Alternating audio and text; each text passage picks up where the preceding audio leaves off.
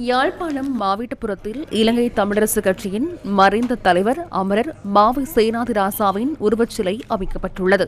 இன்று நடைபெற்ற உருவச்சிலை திறப்பு நிகழ்வில் மத தலைவர்கள், அரசியல் கட்சிகளின் தலைவர்கள், வடமாகாண ஆளுநர் நாகலிங்கம் வேதநாயகன், தமிழகத்தின் முன்னாள் அமைச்சர் நா. நல்லுசாமி, யாழ் இந்திய துணை தூதுவர் சாய் முரளி, இலங்கை தமிழரசு கட்சியின் பாராளுமன்ற உறுப்பினர்கள் உள்ளிட்ட பலர் கலந்து கொண்டனர்.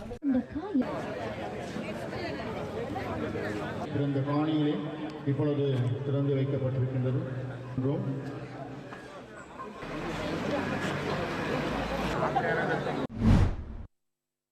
இலங்கை தமிழரசு கட்சியின் மறைந்த சிரேஷ்ட தலைவரும் முன்னாள் பாராளுமன்ற உறுப்பினருமான அமரர் மாவை சேனாதிராசாவின் முதலாவது ஆண்டு நினைவேந்தல் நிகழ்வு யாழ்ப்பாணம் தந்தை செல்வா கலையரங்கில் இன்று நடைபெற்றது. நிகழ்வில் வடமாகாண ஆளுநர் நாகலிங்கம் வேதநாயகன், யாழ்ப்பாணத்திற்கான இந்திய துணை தூதுவர் செபிதி சாய் முரளி, தமிழ்நாடு முன்னாள் அமைச்சர் ந.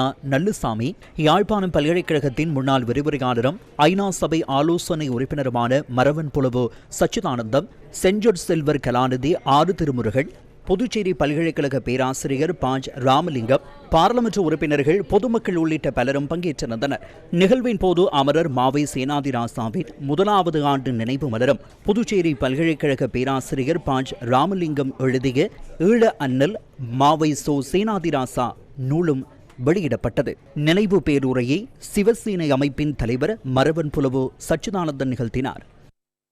இந்த தேசம் தேசியத்திலே தன்னை முழுமையாக ஈடுபடுத்தி கொண்டவர் தான் மாவை சேனாதிராசா. வன்முறையிலிருந்து விடுபட வேண்டும் என்ற கொள்கையை நாங்கள் கொண்டிருந்தோம்.